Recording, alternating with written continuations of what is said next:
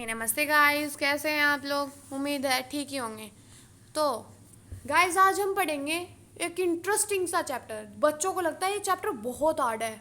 Ma'am, इस chapter के notes provide करवा दो, ये बहुत टफ है। मतलब पता नहीं क्या क्या बोलते हैं कि कार्बन एंड इट्स कंपाउंड बड़ा ही हार्ड चैप्टर है। तो आज हम इसी चैप्टर को सिंपल वर्ड्स में एक्सप्लेन करेंगे। ओके, और आप वीडियो के लास्ट तक बने रहिएगा ताकि आप एक एक लाइन आराम से समझ सकें अकॉर्डिंग टू एनसीईआरटी। तो चलिए, आपका माइंड फ्रेश करने के लिए आपको एक जोक सुनाती हूँ। एक बार एक बड़ा ही ढीठ बच्चा होता है।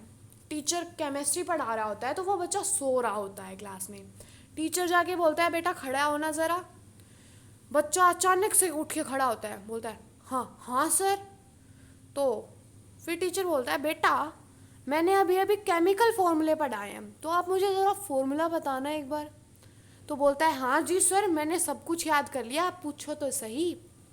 बोलता है, बेटा आप ज़रा मुझे बनाना का फॉर्मूला बताओ। तो बच्चा एकदम इंटरेस्टिंग सा जवाब देता है, बनाना का फॉर्मूला सर, मतलब कि वो बोलता है कि सर BA और उसके बाद में Na, और जिसमें दो होते हैं Na, इसलिए वो बोल देता है BaNA2। तो वो उसे फॉर्मूला बता देता है। सभी बच्चे हंसने लग जाते हैं। ठीक है, तो चलिए आगे पढ़ते हैं। हम लोग हमारा चैप्टर स्टार्ट करते हैं। जैसे नाम सजेस्ट कर रहा है, कार्बन एंड इट्स कंपाउंड्स, मतलब हम आज कार्बन के बारे में ज़्यादातर पढ़ेंगे। तो चलिए शुरू करते हैं। आप अपनी बुक अपने साथ ले लीजिएगा ताकि आपको कोई परेशानी ना हो। तो आज हम पढ़ेंगे चैप्टर 4। स्टार्ट करते हैं। In the last chapter we came to know many compounds of importance to us. In this chapter, we will study about some more interesting compounds and their properties. Also, we shall be learning about carbon, an element which is of immense significance to us in both its elemental form and in combined form. तो इस paragraph में हमें सिर्फ इतना बताया गया है कि आपने जो चैप्टर 3 पढ़ा होगा उसमें आपने पढ़ा होगा कंपाउंड्स के इंपॉर्टेंस के बारे में पढ़ा होगा आपने, और इस चैप्टर में हम लोग पढ़ेंगे और मतलब कंपाउंड्स के बारे में और उनकी प्रॉपर्टीज़ के बारे में। और इसमें हम लोग स्पेशली कार्बन के बारे में पढ़ने वाले हैं। ठीक है, तो चलिए आगे बढ़ते हैं हम लोग। तो एक बार यहाँ एक्टिविटी दी गई है, इसे एक बार आप देख लीजिएगा क्योंकि एक्टिविटीज़ भी एग्जाम में आती हैं। तो चलिए मैं आपको करवा ही देती हूँ। Make a list of 10 things you have used और consumed since the morning. Compile this list with the list made by your classmates and then sort the items into the adjacent table.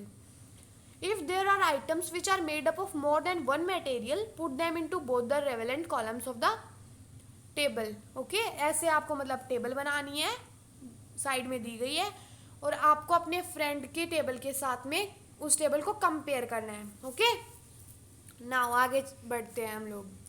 Look at the items that come in the last column of the above table filled by you. Your teacher will be able to tell you that most of the elements are made up of compounds of carbon. Can you think of a method to test this? What would be the product if a compound containing carbon is burnt? Do you know of any test to confirm this? तो भैया इसमें क्या बोला जा रहा है, आपका teacher आपको आराम से बता पाएगा। जैसे कि अब मैं पढ़ा रहा हूँ तो मैं बताऊँगा, सॉरी पढ़ा रही हूँ। Then look at this items, मतलब जो आपने ऊपर टेबल बनाई उसको एक बार आप ध्यान से देखो। ठीक है, उसके बाद में आप जैसे कि आपने सुबह से आपको टेबल बनानी है और उसको आपको एक बार टेस्ट कर लेना है, मतलब अपने आप से कर सकते हो आप लोग तो। ठीक है, नाउ आगे बढ़ते हैं। Food, clothes, medicines, books, or many of the things that you listed are all based on this versatile element carbon. In addition, all living structures are carbon based. The amount of carbon present in Earth's crust and in atmosphere is quite much. The Earth's crust has only 0.02% of carbon in the form of minerals. Okay? Now, जैसे हमारा food है, मतलब खाना जो हम लोग खाते हैं, क्लोथ्स कपड़े, मेडिसिन जो हम लोग दवाइयाँ लेते हैं, बुक्स और मैनी ऑफ द थिंग्स, मतलब बहुत सारी चीज़ें जो आप मतलब ऊपर आपने वो टेबल में लिस्ट की थी वो, ओके। तो वो किन से बनी होती हैं? एलिमेंट से बनी होती है। और एक और बात बता दूं, हर लिविंग ऑर्गेनिज्म और नॉन लिविंग ऑर्गेनिज्म में कार्बन जरूर प्रेजेंट होता है, मतलब कार्बन बेस है हम लोगों का, ओके।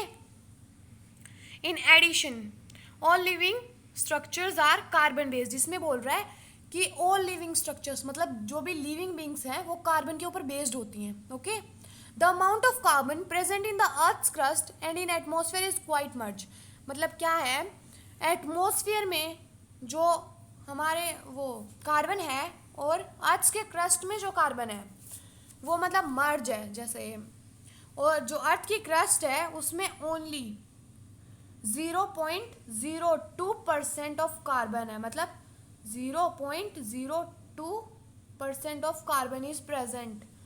मतलब देखो भैया, इतने बड़े अर्थ है हमारा, उसमें ओनली 0.02% ऑफ कार्बन है। सोचो, इतनी छोटी अमाउंट है 0.02%, उसने मतलब पूरे अर्थ को कंट्रोल में कर रखा है। और ये कार्बन किसकी फॉर्म में प्रेजेंट होती है? कार्बोनेट्स की में, हाइड्रोजन कार्बोनेट्स, कोल और पेट्रोलियम की फॉर्म में मिनरल्स प्रेजेंट होते हैं कार्बन के, okay. Now and the atmosphere has only 0.03% of carbon dioxide, मतलब हमारे एटमॉस्फेयर में ओनली कार्बन डाइऑक्साइड, जैसे प्लांट्स लेते हैं कार्बन डाइऑक्साइड के बिना तो फोटोसिंथेसिस पॉसिबल भी नहीं होगी, because carbon dioxide is the base for the photosynthesis. Then जैसे बेस है, जैसे हम लोग खाना खाते हैं तो खाना हमारा बेस है, वैसे फूड प्रिपेयर करने के लिए प्लांट्स का बेस क्या है? Carbon dioxide. तो हमारे नेचर में कार्बन डाइऑक्साइड कितने परसेंट में प्रेजेंट है? तो हमारे एटमॉस्फेयर में only 0.03% of carbon is present. तो देखिए एक बार कि ओनली 0.03% है हमारे एटमॉस्फेयर में प्रेजेंट कार्बन डाइऑक्साइड की फॉर्म में है जो। In spite of all these small amounts of carbon available in nature, the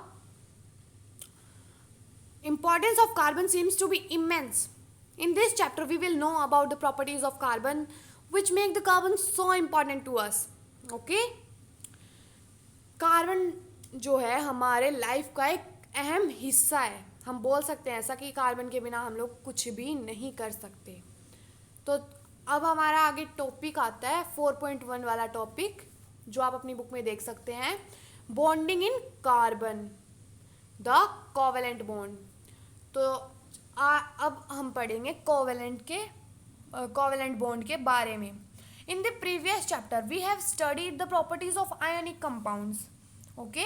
आपने चैप्टर 3 पढ़ा होगा, उसमें आपने पढ़ा होगा आयोनिक जो कंपाउंड्स होते हैं, मतलब ऊपर जैसे नेगेटिव का साइन होता है और फिर किसी किसी में पॉजिटिव का साइन भी होता है, ओके। जैसे कि हाइड्रोजन है आपका, हाइड्रोजन शेयर करता है इलेक्ट्रॉन, ओके, सॉरी लेता है या फिर देता है। तो हमारे पास पॉजिटिव और नेगेटिव साइंस होते हैं, इन्हें हम आयंस बोलते हैं, ओके। ये तो आपने पिछले चैप्टर में पढ़ा होगा। तो आगे देखते हैं हम लोग। We saw that the ionic compounds have high melting and boiling points and conduct electricity in solution or in molten state. मतलब क्या है, हमने पिछले चैप्टर में देखा था जैसे आयनिक कंपाउंड्स जो होते हैं उनके मेल्टिंग और बॉइलिंग पॉइंट्स हाई होते हैं और वो कंडक्ट मतलब इलेक्ट्रिसिटी को भी कंडक्ट करते हैं इन सोल्यूशन, मतलब किसी भी सॉल्यूशन में, और मोल्टन स्टेट में भी, मतलब पिघले हुए स्टेट में भी। We also saw that the how the nature of bonding in ionic compounds explain these properties. Let us now study the properties of some carbon compounds. तो देखिए बता रहा है वी ऑल्सो सो, मतलब हम देखते हैं, हम साथ साथ ये भी देखते हैं कि कैसे बॉन्डिंग का नेचर आयोनिक कंपाउंड्स में प्रॉपर्टीज को एक्सप्लेन करता है। Let us now study the properties of some carbon compounds. चलिए आगे हम लोग मतलब प्रॉपर्टीज देखते हैं कार्बन कंपाउंड्स की। Most carbon compounds are poor conductors of electricity. आप लोगों ने देखा होगा जो मतलब बहुत सारी चीज़ें होती हैं जो इलेक्ट्रिसिटी को कंडक्ट नहीं करती, जैसे आप वुड ले लीजिए, वुड ले लिया हमने, वुड इलेक्ट्रिसिटी को कंडक्ट करती है क्या? नहीं करती ना। इसमें भी, वुड में भी कार्बन तो प्रेजेंट होता ही है, ओके, इसलिए ये भी करंट को कंडक्ट नहीं करती, ओके। तो चलिए आगे देखते हैं। आपने चैप्टर 2 में भी देखा होगा ये तो, ओके। चलिए आगे देखते हैं। From the data given in table 4.1, आपको साइड में एक टेबल दी गई है, देखो ये टेबल देख लेना आप, 4.1 यहाँ लिखा भी हुआ है, okay. Then in table 4.1 on boiling and melting points of the carbon compounds, we find that these compounds have low melting and boiling points as compared to ionic compounds. Chapter 3 में देखा था ना। मतलब जो ये हमें टेबल दी गई है, ये टेबल दी गई है हमें, ये टेबल एक बार आप लर्न कर लेना, क्योंकि एग्जाम्स में बहुत बार इसके बारे में क्वेश्चन आते हैं। कई बार तो यही पूछ लिया जाता है एसिटिक एसिड का फॉर्मूला लिख के आओ भैया, तो ये भी पूछ लेते हैं कई बार कि मेल्टिंग पॉइंट क्या होता है, एसिटिक एसिड का बॉइलिंग पॉइंट क्या होता है। तो एक बार आप ये देख लीजिएगा, याद कर लीजिएगा मतलब। तो इसमें क्या है, बॉइलिंग पॉइंट और मेल्टिंग जो पॉइंट है इनके, वो आयोनिक जो हमने कंपाउंड्स पढ़े थे पिछले चैप्टर में उससे लो है। मतलब क्या है कि उससे ये लो है, okay. Now we can conclude that the forces of attraction between the molecules are not very strong. मतलब हम ये भी कंक्लूड कर सकते हैं इससे कि जो अट्रैक्शन फोर्स होता है मॉलिक्यूल्स के बीच में वो भी ज़्यादा स्ट्रॉन्ग नहीं है, since these compounds are largely non conductors of electricity. इसी कारण से ये लोग इलेक्ट्रिसिटी के पुअर कंडक्टर्स हैं। मतलब हम कह सकते हैं कि पुअर कंडक्टर्स और इंसुलेटर्स जिसको हम बोलते हैं, okay. Now we can conclude that the bonding in these compounds does not give rise to any ions. और इनके बीच में बॉन्ड करने का भी कोई फ़ायदा नहीं होगा, बिकॉज ये ऐसा कोई भी कंपाउंड नहीं बनाएंगे जैसे कि कोई जिससे कि कोई आयन बन सके, okay. In class 9th we learned about the combining capacity of various elements and how it depends on the number of valence electrons. Class 9th में हमने पढ़ा था कि क्लास 9 में आपने पढ़ा होगा कि कंबाइनिंग कैपेसिटी मतलब बहुत सारे एलिमेंट्स की कंबाइनिंग कैपेसिटी के बारे में आपने पढ़ा होगा 9th क्लास में, CBSE में जो थे उनके लिए बोल रही हूँ मैं, ओके। नाउ आगे बढ़ते हैं।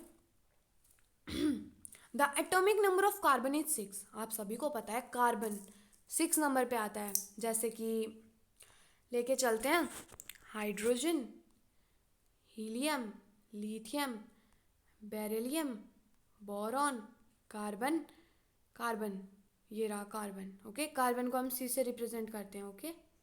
देन ठीक है, ये इसका क्या है, एटॉमिक नंबर है, ओके।